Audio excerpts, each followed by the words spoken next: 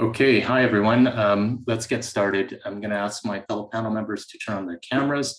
Hi, I'm Ed Ma. I'm your chair for today's panel discussion, and I'm super excited with the panel that we have here today. Before I introduce our panel members, I'm going to ask Temi to provide our land acknowledgement. Over to you, Temi. Thank you, Ed. Good morning, afternoon, evening. I'd like to start by acknowledging that the UBC Point Grey campus is situated on the traditional, ancestral, and unceded territory of the Musqueam. As an immigrant originally from a faraway African tribe, I am very grateful to have lived, played, worked, and thrived in this territory and always look for ways to contribute to reconciliation. To kick off the event, I'd like to introduce our chair today, Ed Ma. I am very glad that Ed could provide some feedback to me and take part in this event. Ed is the head of Legal and Corporate Secretary, the head of Legal and Corporate Secretary at Thinkific Labs Incorporated. Previously worked with Canada's largest integrated energy company as senior legal counsel and later as senior strategy advisor on energy and climate change policy. Prior to that, he was general counsel and corporate secretary to Canada's largest pure play renewable energy company before clean tech was even a thing. Ed is regularly consulted and advises governments of all levels across the country and is both an advisor and an expert with CCLI. Over to you, Ed. Thank you, Temi. Thank you for the kind introduction. Yes, I also just want to acknowledge and thank the Canadian Climate Law Initiative for putting on this wonderful event. This is a great topic, a topic that I've been following for many years, and I'm super thrilled and excited by the panel that we've assembled today to talk about it. So what's the topic? The topic is fossil fuel subsidies and climate transition risk. And we're here to discuss how your organization can adapt to the changing policy landscape. So I'm joined today by my co-panelists, Dr. Fenner Stewart. He's an associate professor of law at the University of Calgary. He's an award-winning teacher and a scholar. He is the 2020 Dentons Canada LLP Research Fellow in Energy Law and Policy, and also a 2020 Research Fellow in Energy and Environment at the School of Public Policy. Joined by Dr. Stewart is Kai Horsfield, who's a public policy expert. He's the former director of regulatory and policy with the Canadian Energy Pipeline Association, where he developed strategies and executed plans to support that organization. Prior to this, he was a researcher. He was a research associate at the School of Public Policy. And last but not least, we have Bronwyn Tucker, who is the Global Public Finance Co-Manager at Oil Change International, focusing on shifting public finance and subsidies towards a fair and 100% renewable future. Previously, she was a campaigner with the Council of Canadians and Greenpeace Canada. So as you can tell, we've got a diverse group of panelists here today to walk us through our topic. But before doing so, I was wondering, Temi, can I turn it over to you to provide a bit of a summary of your research report, which is really what we're here to discuss and unpack today. Over to you, Temi. Sure, thank you so much, Ed. So I'd like to begin this keynote by thanking all the wonderful people at CCLI and our friends from other organizations that contributed to this subsidies project. My talk will focus on the climate risks arising from changing policies on subsidies in Canada's transition to net zero by 2050, which is already backed by law enacted last year. So before getting into those risks, let me clarify what subsidy means.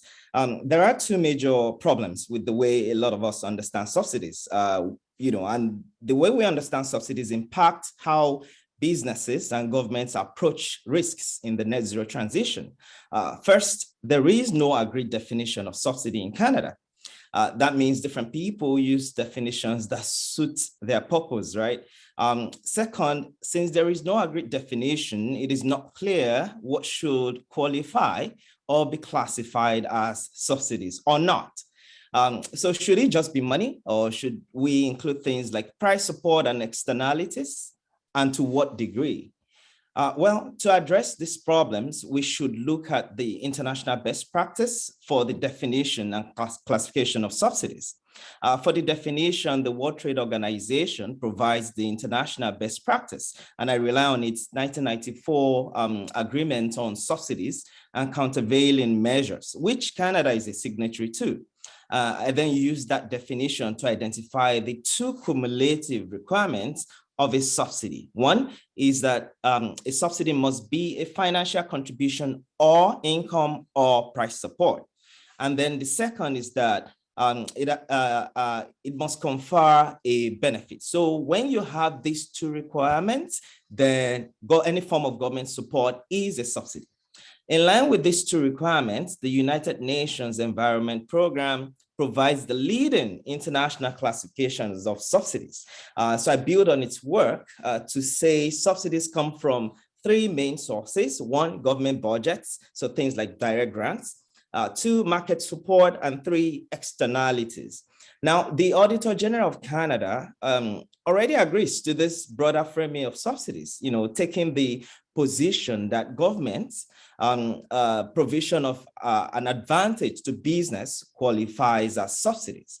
It equally has a broad classification of things that qualify as subsidies, and it covers, not just money, it covers other kinds of support. So sometimes you wonder, why then do we not have a Canadian official definition? I use this classifications to identify the types of subsidies and the available estimates that we have in Canada to arrive at the data on subsidies across the federal, provincial, and territorial levels. Most of these subsidies take the forms of direct grants, tax and royalty exemptions, and other forms of support. Combined subsidies in Canada amount to at least 4.8 billion annually in 2018 and 2019, thanks to IISD. But you can see the breakdown in the report. And now I go to the crux of my talk today, and really the crux of this event today, the governance implications.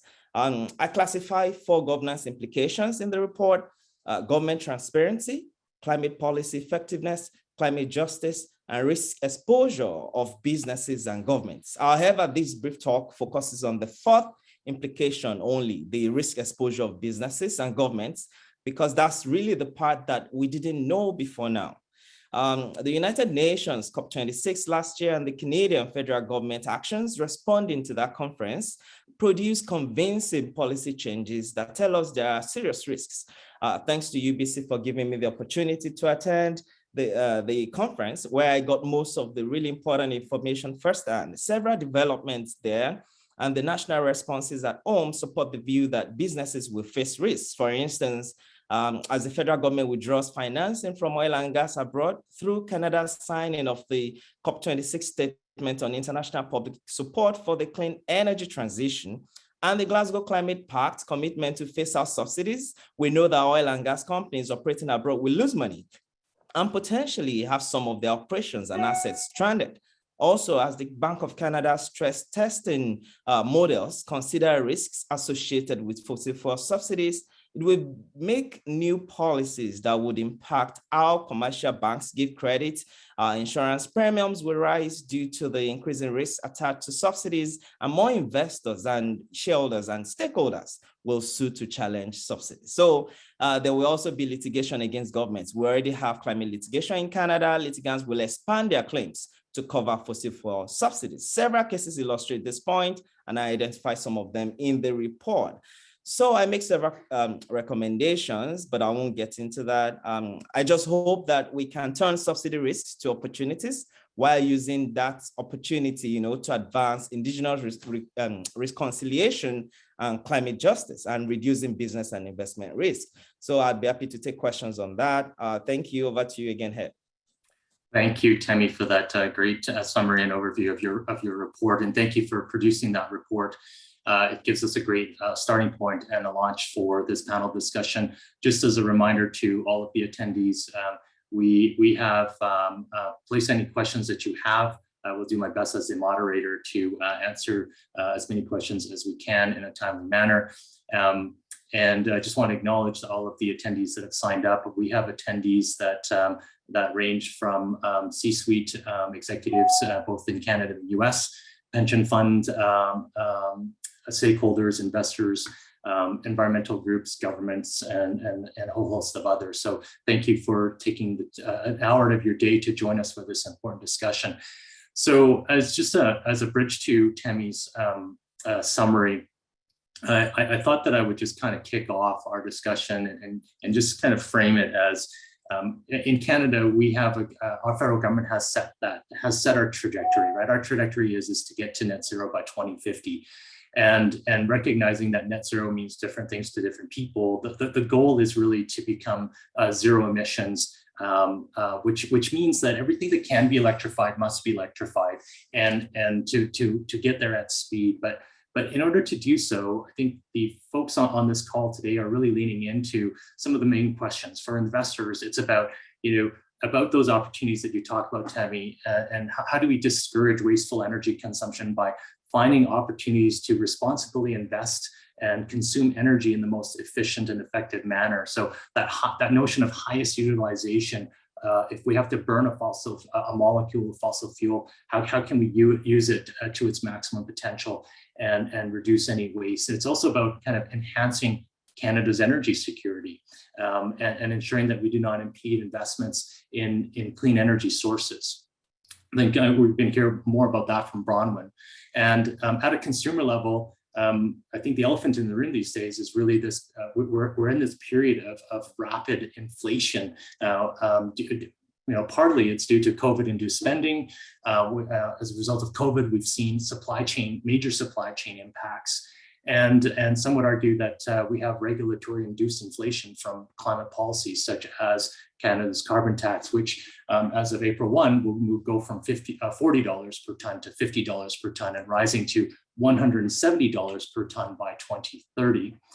Why are we talking about this? I think it's really important to understand that we're at a critical inflection point in our shared climate, and fossil fuel subsidy is a critical component to ensuring that climate action capital is being invested in the most effective, efficient, and expedient manner.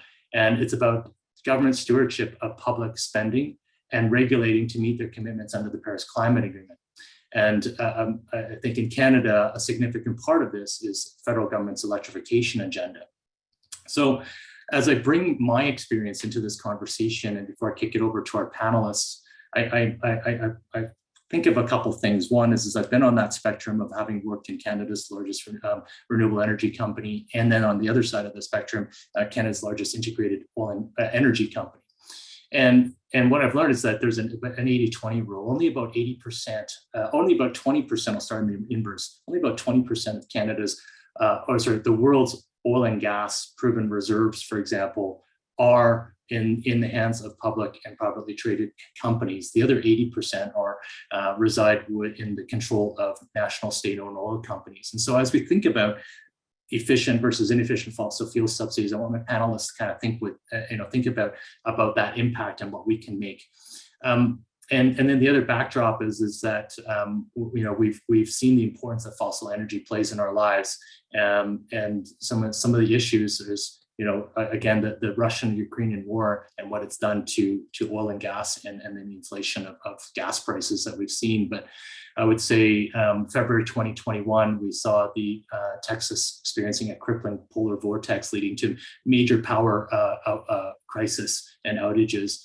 We had the October 2021 UK energy crisis with soaring natural gas prices and corresponding electricity prices that closed factories and threatened Britain's food industry. And then we had Chilean protests, I believe, in 2020, and that was over a 30% pesos rise in transit fares, or 5 cents Canadian.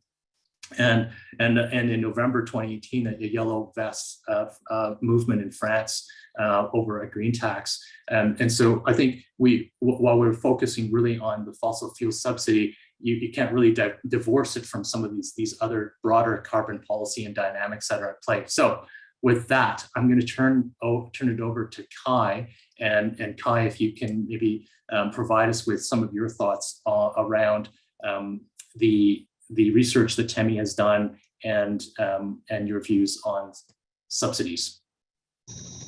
Sure, thanks, Ed. Yeah, I'll be brief because I think the importance of this is really to get into the questions. But from a policy perspective, I think we really need to unpack this in terms of the different policy objectives that are going into the fossil fuel subsidies. So as the report outlines, there's over $4 billion in subsidies that are going to the fossil fuel industry. But I mean, if you look at those and kind of break them down, you have at the federal level, a lot of those subsidies going to reducing emissions within the sector and actually even encouraging, investments in clean tech in this sector. I mean, and there's estimates of, billions of dollars or hundreds of millions of dollars being put into the clean tech sector by oil and gas companies themselves. So, differentiating that from some of the other subsidies that are going in more on the provincial level, whether it's through foregone revenues or tax breaks or whatever it is, those are two very different conversations. So if the policy objective is to reduce emissions, I think the argument could be made that a lot of, especially at the federal level and some provincial level, subsidies are doing their job. They are reducing emissions within the Canadian context.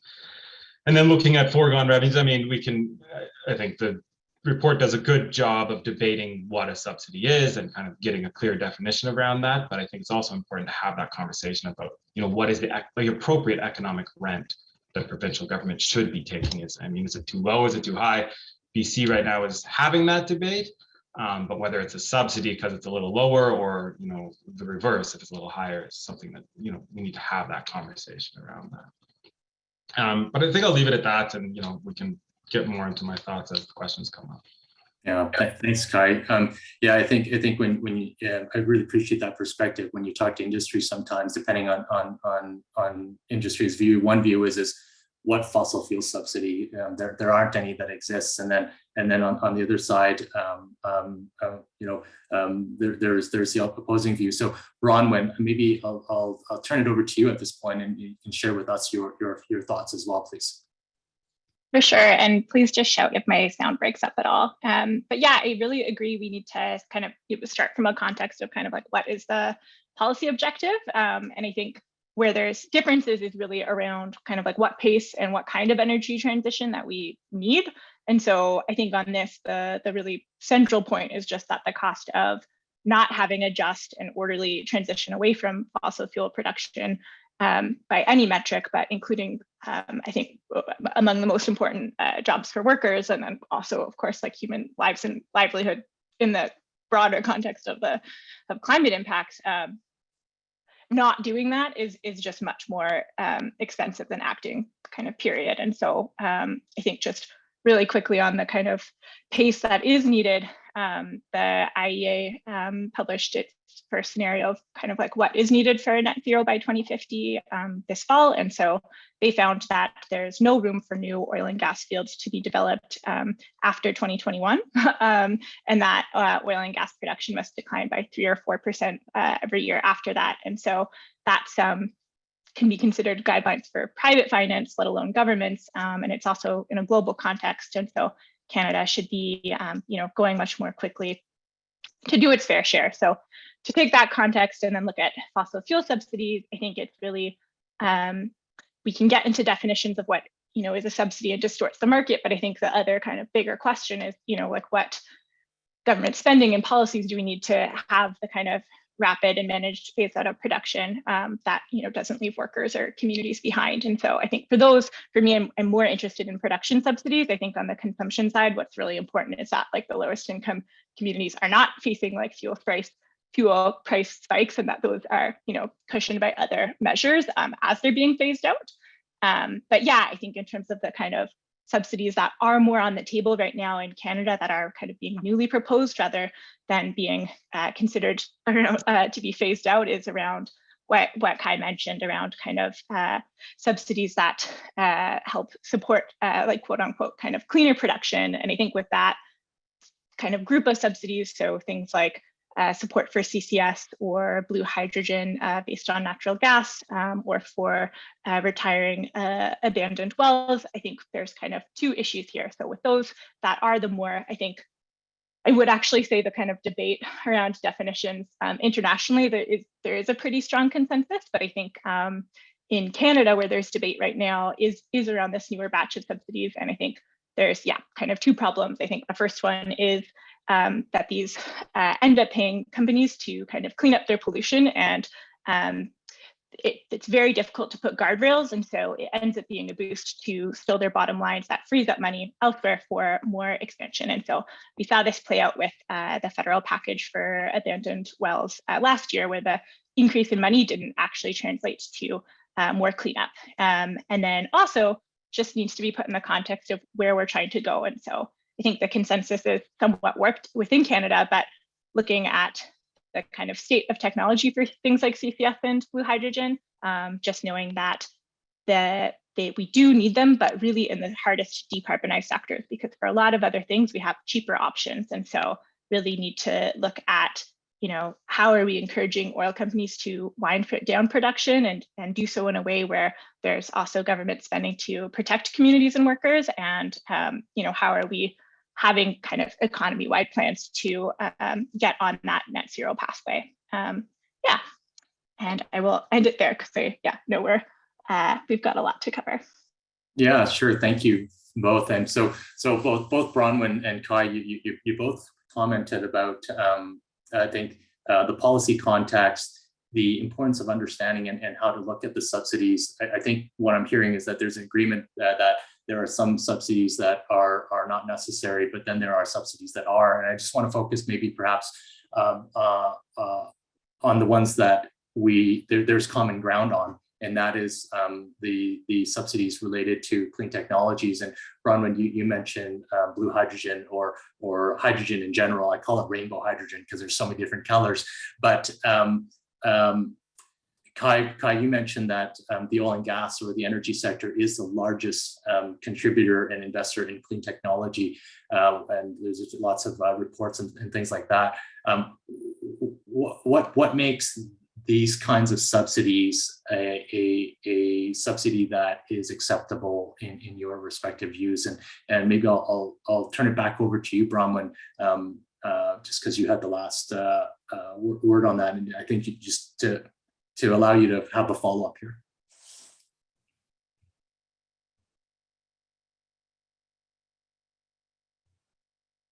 You're on mute. Maybe while Bronwyn's figuring things out, I'll turn it over to you, Kai. I think, I mean, from an industry perspective, which is kind of perspective that I've taken for the last decade or so, that money, I mean, like you said, I mean, most of the oil and gas companies now, especially the big ones, they're integrated energy companies. They're in the business of providing energy to Canadians and abroad, and they'll do so based on the demand that they're the demand of both domestic and international demand. And right now, the majority of that is oil and gas. But as you see, I mean, hydrogen is a really good example, and I'm glad that was brought up. I mean, whether it's blue hydrogen, green hydrogen, or other colors, these energy companies are the ones that are investing in those. I mean, they're working together to invest in it. And some of it's through government subsidies, but some of it's just through, foresight into future demand for hydrogen. And, I think the idea that a subsidy is, a negative thing, and that's not necessarily shared by all, but a negative thing because it has fossil fuels besides it. I think we need to differentiate that subsidy that's going towards incentivizing behavior that reduces emissions should not be seen as something that's a bad thing. It shouldn't be necessarily analyzed in the same context of something that's a direct subsidy towards oil and gas production. Thanks, Kai. Bronwyn, any follow-up, and I'm going to turn it over to you, Fenner. Yeah, so I think actually kind of on this batch of subsidies around like cleaner oil and gas production, there's actually a lot of consensus that they are still fossil fuel subsidies, and they do still have negative climate impacts. And so I think we see industry pushing for these, but we need to look at the context of like what climate action is actually needed. And what's really clear is that we need to be phasing out fossil fuel production in a managed way, so that we're not seeing like shocks. And I think that is what would hurt communities and workers the most. But so looking at, for example, oil and gas majors net zero by 2050 plans, what we see is that those plans only deal with the 70 to 80% of emissions that are in production, first of all. And then also we've seen lots and lots of promises around CCS and blue hydrogen for decades, and we know that the tech just is not actually catching up. And so they are tools that can be used for the hardest to decarbonize sectors. So things like industry, cement or steel are two examples where there are specific chemical reactions that are really difficult to make happen without a liquid fuel. And so there's absolutely R&D and subsidy needed for hydrogen, and I think green hydrogen cost curves are honestly looking more promising at this point. But I think for those areas of the economy, that's where the CCS and hydrogen should be targeted. For oil and gas, we know that there are just cheaper uses for like the 99% of the kind of uses. And so what is needed for subsidies and for our kind of broader policy framework is certainty around the kind of pace of phase out that we're going to be having. And I think, paying oil and gas companies to lower their emissions slightly while still being able to expand production and continue to build new infrastructure that's expected to be in place for decades, doesn't actually align with that net zero by 2050 plan goal. And that's what we're seeing right now with the kind of cleaner, quote unquote, cleaner production subsidies that are on the table. So I'm just going to follow up with you, Bronwyn, and then turn it over to Fenner in a minute. But thanks for your comments. As someone who's spent a decade and a half in the tech sector, what I've learned is that scale and research development and then doing things at scale is so important. So and you mentioned that there are the hard to abate sectors and subsidies for those sectors are, I think what you said is subsidies for those sectors are perhaps needed, but subsidies in other sectors, maybe perhaps for oil and gas, shouldn't be allowed because it would still be viewed as fossil fuel subsidies. When we take a look at something as important as hydrogen, hydrogen is needed because essentially there are industrial processes that require a certain amount of BTUs, British thermal units. It's heat energy, and electricity can only produce so much, and then beyond that, you have to burn something. If right now what we're seeing in Alberta is we have the Pathways Project and other investors that are looking at really making some sizable investments in blue hydrogen. So hydrogen using natural gas, produced from natural gas, but sequestered, the CO2 is sequestered into geology. The folks in tech would argue that, hey, somebody investing in this will help reduce those costs, accelerate the development, and help other sectors get it to scale. What's your response to that? So I think two things. I think one is that I agree. So it is that the sectors that are like in industry where we need hydrogen, where like that should be focused. And I think that is actually still a very large scale. I think the problem that we see is that, so the kind of there is strong kind of expert consensus that is the most important place and the most important niche for hydrogen. There's a good kind of ladder of hydrogen that I can share that shows that there's, for other uses, there's just already much cheaper solutions. And so looking at something like the Pathways study for kind of projection for Alberta, that one I think is pretty out of touch with the international kind of consensus. So like their model for where Alberta's hydrogen can go envisions a ton of blue hydrogen for electricity and for transport and these sectors where there's already clearer and cheaper solutions. And so I think that's where sometimes in Alberta and in Canada we're a little bit out of step just because we have this like large oil and gas sector. So I think like that scenario in particular yeah, really irked me because it was putting a ton of blue hydrogen into these sectors where it just, I think, really won't be competitive unless we're really continuing to subsidize oil and gas really heavily.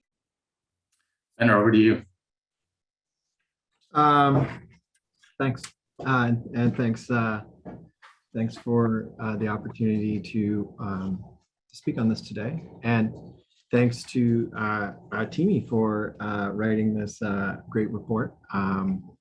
I found it really informative and some really nice work there. So I guess, like, can you redirect the question to me, Ed? Where would you like me to start?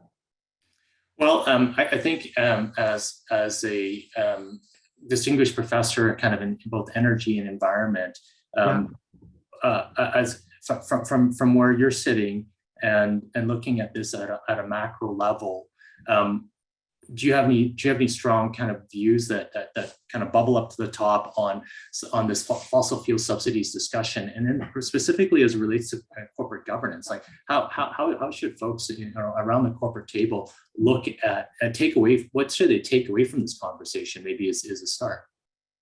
Well, I think that government response in Canada to the fuel subsidies that are ongoing is going to occur at different levels of government. So there's going to be provincial responses, but there's also going to be the federal response. I think when you look at the federal government as a baseline, it is trying to rationalize fuel subsidies now. And in line with the WTO and the International Energy Agency, starting in 2017, it developed they put out feelers, at least, to different industry actors and other members of the policy community to see if their approach that they were suggesting was clear and rational. And they moved forward with it. And it basically looked at, it had two parts of the process. The first was identifying fossil fuel subsidies, and the second part was identifying whether those subsidies were inefficient. So in terms of the first part of the test, whether they were a fossil fuel subsidy, there were three additional questions that were asked. The first was, does the measure or program support the fossil fuel industry? If it doesn't, then it's not, obviously it's not a fossil fuel subsidy, but if it does, then the follow-up question was, does the measure support the fossil fuel sector specifically? So then that was looking at a number of programs in which fossil fuel companies could apply to, but lots of other actors could as well. So the question then became, does the outcome, and not just the stated intention, but the actual functional reality of the program, disproportionately benefit the fossil fuel sector? And if it didn't, then it wasn't considered a fossil fuel subsidy. But if it did, it led to a third question. And the third question was, does the measure deviate from the normal treatment of industry? So what that means is, well, we give all sorts of minor subsidies, or broad definition of subsidies that could be considered subsidies in order to promote Canadian business. So does these sorts of subsidies that are being provided, somehow are they disproportionate to the normal baseline? So there might be something controversial about that, because there's two questions of specificity, which I think is quite interesting, because there could be, say, programs that were for green innovation or reducing climate emissions, and it just so happens that a major oil and gas company applied for the benefit of that, and to shut down that program just because it benefited an oil and gas company would be to sort of cut off your nose to save your face, right? So I get that, and I think that's really positive. I think that what could be more contentious is whether the baseline of normal support of industry, or whether there should be a negative support for industry by removing further subsidies. And that's up for debate. And I think that if there's anything litigatable on that sort of definition of what is a subsidy for risk going forward, it's somewhere in there. But I think that on that first part of the test, that Canada's policy is defensible. The second part of the test is whether it's inefficient. And inefficiency was defined as in terms of in line with the federal government's overall policy commitments, is this subsidy inefficient, right? So you identify it and then you determine whether it's inefficient or not. And the language that's used there is more ambiguous, as you might anticipate that it would be. But, you know, I think in theory, when I look at what it claims to be, but I can also imagine what sort of flexibility it gives to the government, I am reminded of the fact that all good policy ideas can be undermined by policy practice. And there is some ambiguity here, but what it appears to be is what they're asking is that there would be an exemption for the fossil fuel subsidy if it met one of these three criteria. And the first would be that the subsidy actually has expectations tied to it so that that company is actually engaging in some sort of activity to reduce environmental impact. Now, that doesn't necessarily only have to be for the climate, could also be for water or what have you, but it's some sort of financial incentive that encourages or obligates companies to protect the environment. Depending on how binding that obligation is, I think that that's prudent and sound. I think that a lot of our largest energy companies, like you worked for, Ed, have a lot of potential to be able to effectuate effective climate transitions if they so leverage their massive power and influence within the sector to be able to transition. I think that they could do a lot of good. So I don't think that that's necessarily bad. The second was, does it specifically advance GHG technologies? And finally, and this might be controversial, but it might not, and I think that it's pretty sound, is that if the subsidy is aimed at granting accessible energy to vulnerable communities in Canada, in particular the North. So there's all sorts of subsidies that finance making it livable in the North. Now, of course, all of this would be in the context of not being able to provide alternatives that are not as carbon intensive. But I think that that provides the framework for what Canada's position is, at least at the federal level. And then I think, turning it back to Timi's question, in terms of risk of litigation based on those fuel subsidies and what impacts fuel subsidies are going to have on oil and gas companies, say in Alberta, it's always relative to oil and gas prices. And right now, oil and gas prices relative to strength of dollar have never been higher. So the industry doesn't really need fuel subsidies right now. And I don't think that they pose a significant risk to the viability of oil and gas companies in the short to midterm, regardless of whether that's good or bad. So in terms of risk, that's where I think it is. Yeah, that's a really interesting comment. And yeah, with oil prices being as high as they are, that argument probably holds water for a lot of people that fossil fuel subsidies are not needed. And then you would have the industry say until the next bus cycle, and investments. I think particularly.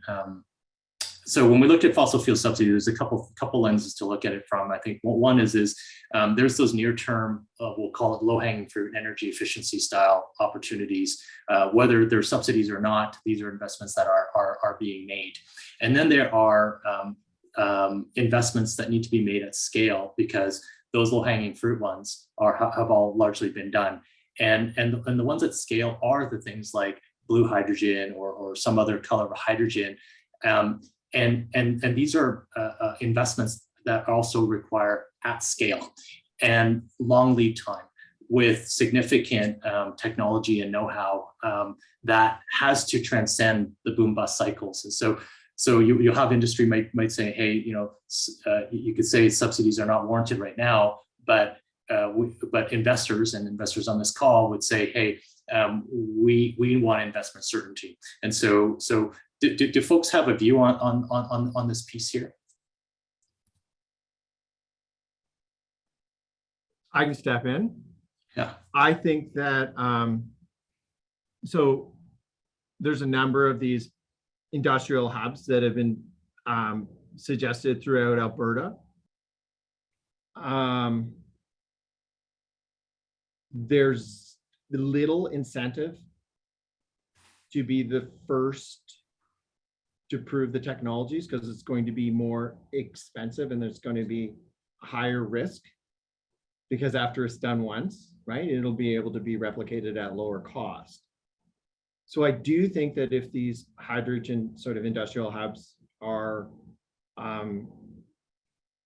aligned with policy goals.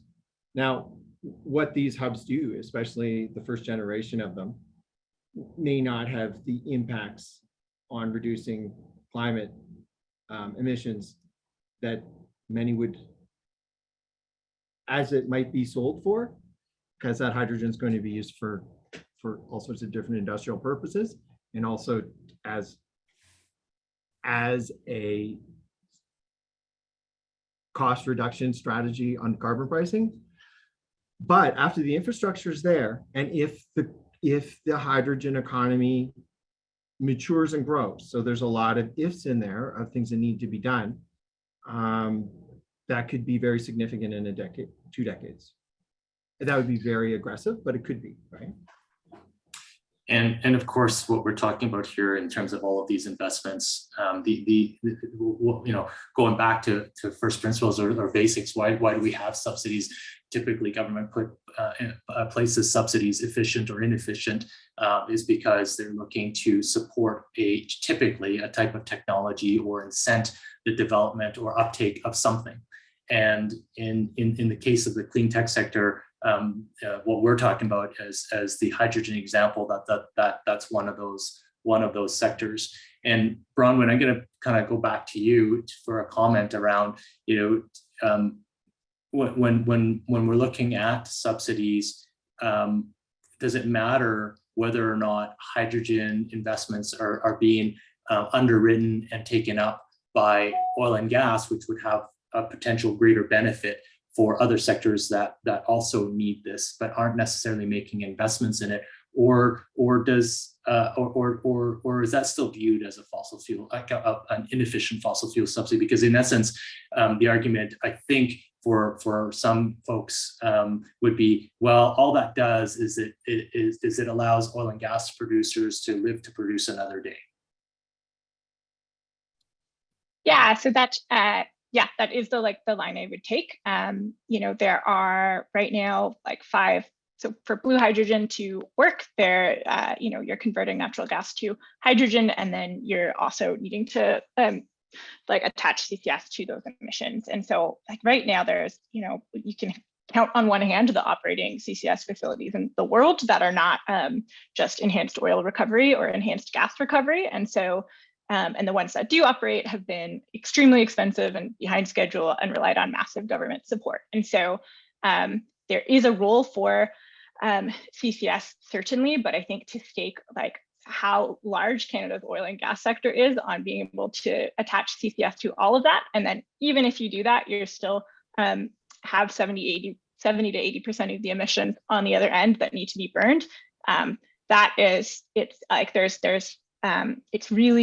There's some very scary projections around CCS that are very out of touch with the actual kind of expert opinion on this. And so I do think a lot of the discussion around how much blue hydrogen can be scaled up in Alberta is really out of touch there, frankly. And so I think basically there are in terms of it being an inefficient fossil fuel subsidy, there's both, I think, competing technologies that are on track to be cheaper by 2030. And we know that this innovation takes decades, and we're talking about massive infrastructure. And so there's a role for it, but the scale that it's being talked about is, I think, really out of touch. And then there's also, I think, just there are also just limits on CCS in terms of geological storage that is appropriate for it. And so I think that's also where there's a real kind of physical limit to how much we can say we're going to store this underground. And that's where I think just, really need to use the whole approach and really lean on electrification, which means actually phasing out oil and gas. And that's what net zero plans should be weighed against, not CCS or blue hydrogen plants that at this point are, not viable on the scale or timeline that we need them for. So just wondering if anybody, so thanks, Bronwyn, and just this might go back to you, but what when you look at the hydrogen side, the rainbow hydrogen, the euphoria and the ultimate goal from a net zero perspective is to produce green hydrogen, and green hydrogen I would suggest is produced from non-emitting renewable energy sources for it to be classified as green. And that's typically done through electrolysis, a process called electrolysis, versus the blue hydrogen, which uses natural gas. There's also lots of research and data to suggest that there's a cost differential still. Those two technologies are not at parity. Would you agree with that, or do you have any views?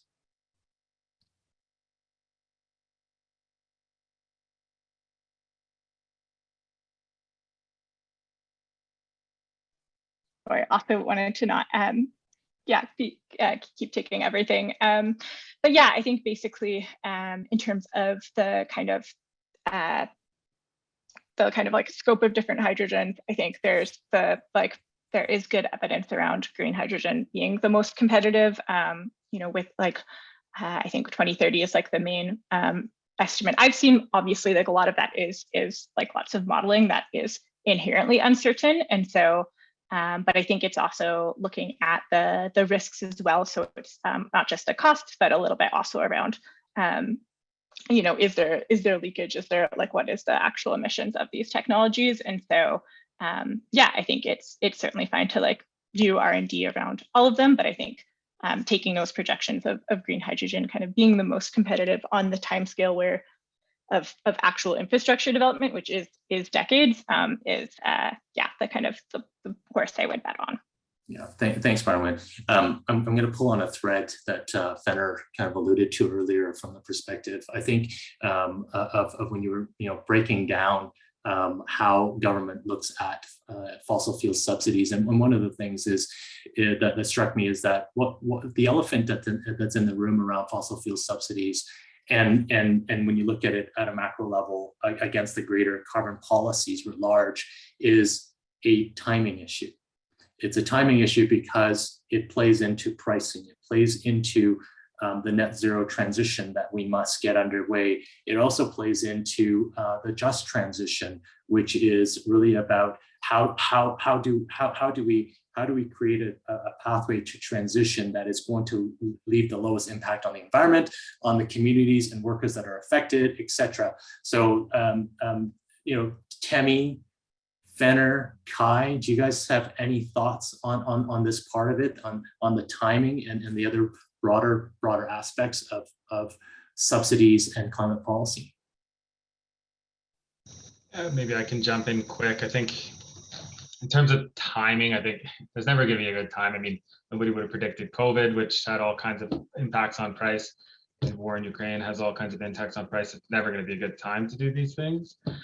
But I think what we do need to realize is you can't have it all, right? You can subsidize green tech to try to reduce those prices, so to make it more attractive. But ultimately, an oil and gas company is going to produce oil and gas because there's demand for it. So that demand is going to be based primarily on price. So if prices go up, you will see that transition move forward. But as you see, I mean, in BC, when the price of gas went up, I think it was a couple of years ago, through the roof, the government, who was part of the reason why the gas price went up, decided to do an inquiry on why gas prices were going up. But that, in their climate policy, that was probably should have been seen more as a good thing, because it should incentivize, smaller cars, electric cars, and whatnot. But as consumers, we don't want to see high prices. We want to see green technology, but we don't want to pay for it, right? I think, and that's just normal as an individual to try to reduce your costs so you can have more leisure and whatnot. So I think we do need to understand that when you have a policy objective of, whether it's through subsidies or other climate policy, to incentivize a transition, the quicker you do it, the more painful it will be.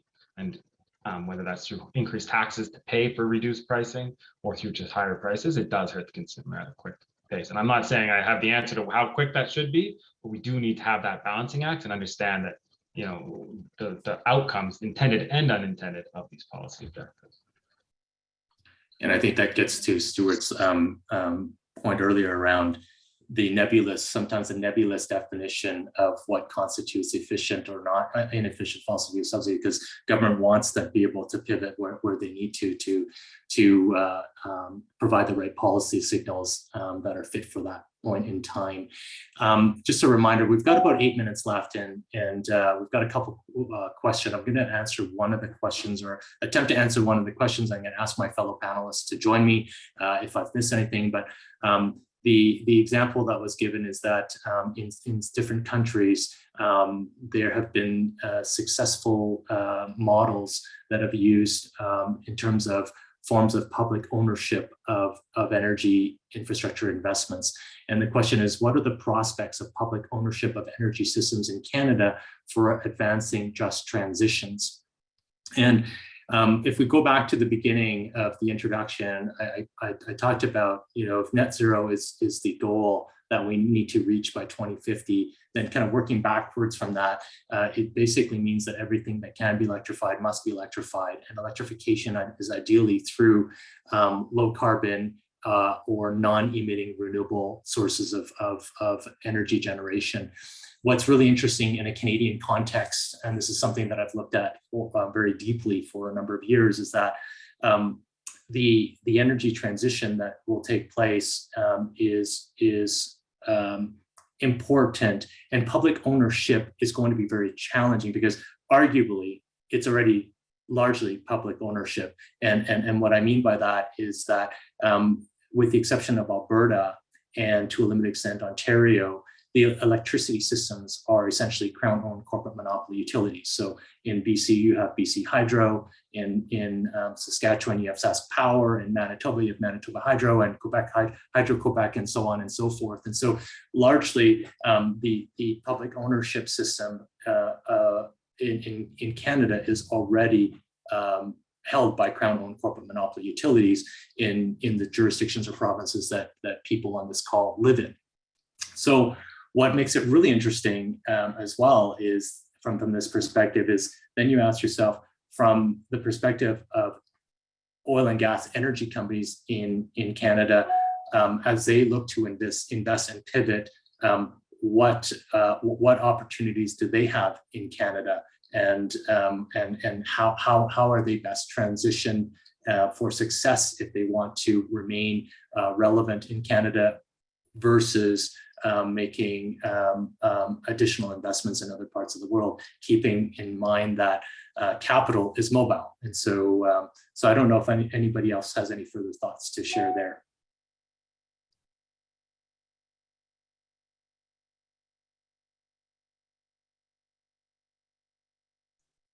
So the question's, what's the appetite for public ownership of energy systems? Assets? Yeah.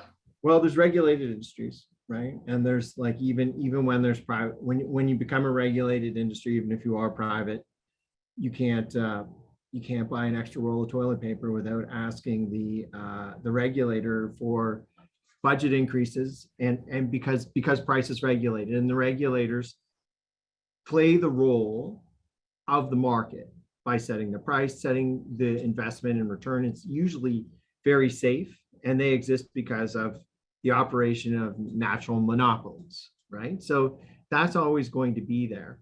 But of course,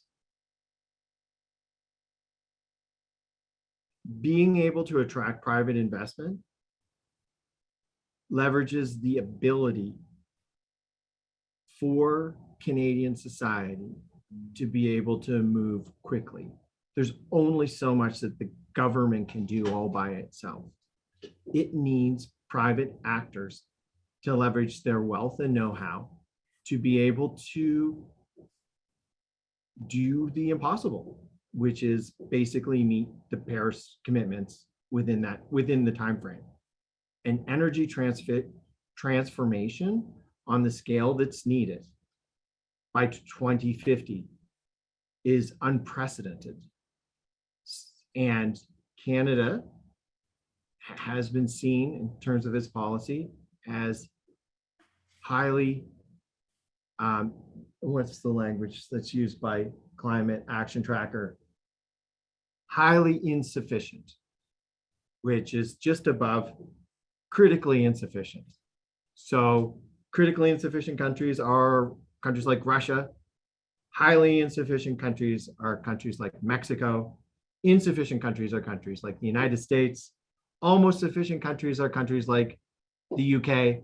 And as far as by their categorization, there's no countries globally that are going to meet the 1.5 degrees Paris commitment.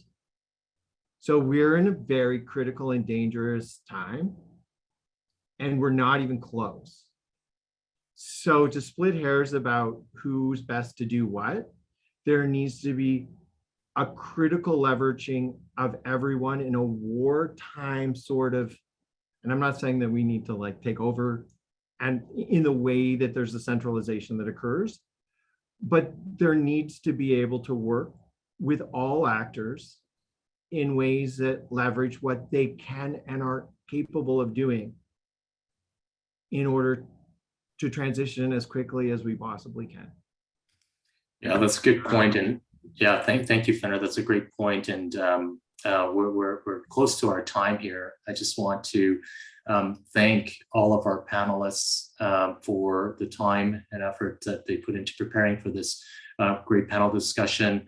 I've learned a lot. I hope that our attendees have learned a lot and taken away something from this. Temi, thank you very much for the work and the report that you've produced. It was very important, and I think is really going to help set the stage and frame up many different conversations on climate policy in the years to come. And so with that said, I want to thank everybody for their time, and we'll see you again soon. Take care, everyone. Thanks so much. Thanks. Bye, everyone. Bye-bye.